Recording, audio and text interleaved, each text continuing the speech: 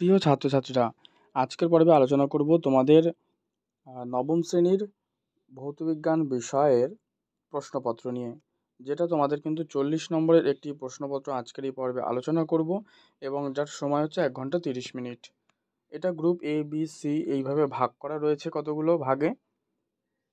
তো আমি প্রত্যেকটা প্রশ্ন আলোচনা করছি এবং তার উত্তরগুলো বলছি এমসিকিউ পার্ট এসএকিউ পার্টের।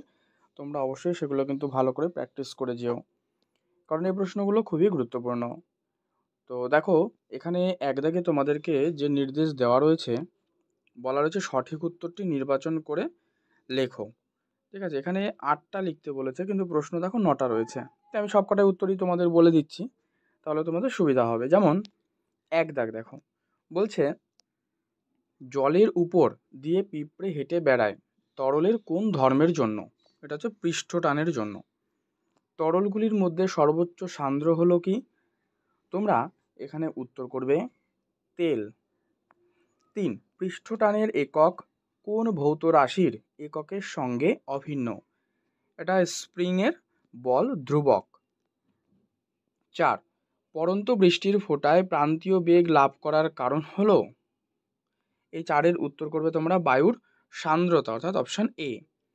যে পরিমাণ কার্যের বিনিময়ে 1 ক্যালোরি তাপ পাওয়া যায় তা হলো 4.18 × 10⁶ আর্গ, অর্থাৎ অপশান ডি। 6, স্থিতিস্থাপক গুণাঙ্কের এসআই একক, এটা করো Nm⁻²। কোন মৌলটি সব অ্যাসিডেই থাকে? এটা হচ্ছে হাইড্রোজেন। মিল্ক অফ ম্যাগনেসিয়া হলো, এই যে প্রশ্নটি রয়েছে মিল্ক অফ ম্যাগনেসিয়া, এখানে তোমরা এই প্রশ্নটি কিন্তু HW আমি দেব, কারণ তোমরা এই উত্তরটি কমেন্টে লিখবে। আর যদি না পারো অবশ্যই তোমরা প্রশ্নটা কমেন্টে লেখো, যে মিল্ক অফ ম্যাগনেসিয়া লিখে জিজ্ঞাসা চিহ্ন দাও। উত্তরটি তোমাদেরকে কমেন্টে দিয়ে দেবো। তো দেখি আমি যে এই প্রশ্নের উত্তরটি তোমরা কতজন পারছো।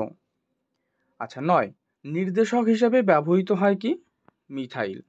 আচ্ছা, কমপ্লিট হলো।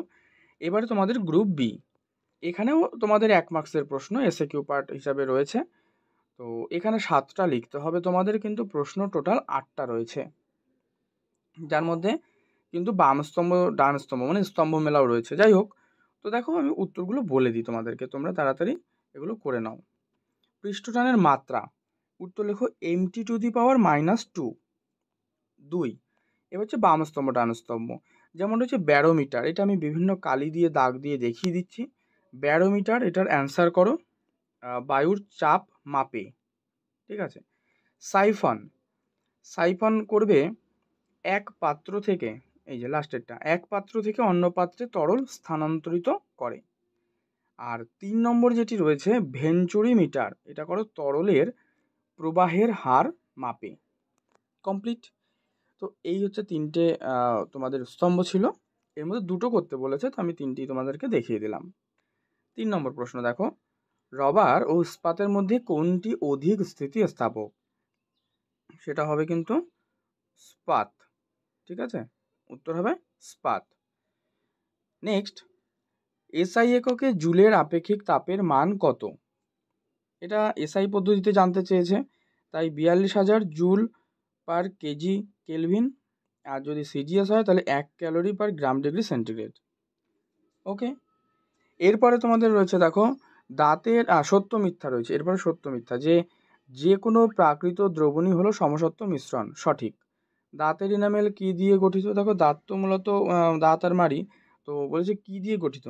আচ্ছা, এটা অত্যন্ত খনিজযুক্ত এবং এতে প্রায় 95% ওজনের খনিজ থাকে, যেটা হচ্ছে হাইড্রোক্সাপাটাইট।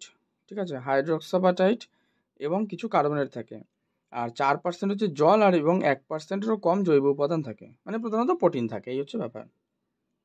তো 7, জল ও পারদের মিশ্রণকে কোন পদ্ধতিতে আলাদা করা যায়? আচ্ছা, এই যে দেখো এখানে মনে রাখো পারদ কিন্তু জলের চেয়ে ঘন, তাই একটা পৃথক ফানেলে বলছে একটা পৃথক ফানেলে কী করবে, এটা ডিকান্টেশন কৌশল ব্যবহার করবে, তাহলে কিন্তু পারদ আর জল আলাদা হয়ে যাবে, পারদটা নিচে চলে যাবে, জল উপরে চলে যাবে। আচ্ছা, তরল সোনা কাকে বলে? তরল সোনা আমরা সাধারণত জানি পেট্রোলিয়ামকে বলে। উত্তর হচ্ছে অপরিশোধিত তেল বা খনিজ তেলকে তরল সোনা বলে, যেমন হচ্ছে কি পেট্রোলিয়াম। ঠিক আছে, এবার পরবর্তী পাতায় দেখো গ্রুপ সি, বি আলোচনা হলো, এবার হচ্ছে গ্রুপ সি। এখানে বলছে নিম্নলিখিত প্রশ্নের উত্তর দাও। এখানে 2 মার্কসের রয়েছে, 8টা প্রশ্ন তোমাদেরকে করতে হবে, কিন্তু কয়েকটা প্রশ্নতে তোমরা অর পাবে। তো সান্দ্রতাকে তরলের অভ্যন্তরীণ ঘর্ষণ বল বলে কেন? ঠিক আছে, দ্রুতগামী ট্রেনের কাছে দাঁড়িয়ে থাকা বিপজ্জনক, ব্যাখ্যা করো। হুকের সূত্র, ক্যালোরিমিতির নীতি, এই যে প্রশ্নগুলো রয়েছে। তারপর হচ্ছে অথবা রয়েছে গৃহীত তাপ কোন কোন বিষয়ের উপর নির্ভর করে। তো দেখো এই প্রশ্নগুলো রয়েছে, তোমরা দেখে নাও, এগুলো আমি আলোচনা করছি না, এগুলো তো 2 মার্কসের প্রশ্ন। আর গ্রুপ ডি যেটা রয়েছে দেখো 3 মার্কসের প্রশ্ন, 3টে করতে হবে, 9। প্রত্যেকটা আবার অর রয়েছে দেখো। ঠিক আছে, তো এই প্রশ্নগুলো ভালো করে প্র্যাকটিস করে নিও, এগুলো খুবই গুরুত্বপূর্ণ প্রশ্ন। আর কোনো বিষয় সংক্রান্ত প্রশ্ন থাকলে অবশ্যই সমাধানের জন্য কমেন্ট করে জানাবে। তোমরা টেলিগ্রামে যুক্ত হও, তার লিঙ্ক ভিডিও ডেসক্রিপশন বক্সে রয়েছে। পর্ব ভালো লাগলে লাইক করো, শেয়ার করো বন্ধুর মধ্যে, আর চ্যানেলে নতুন হলে অবশ্যই চ্যানেলটি সাবস্ক্রাইব করে দিও।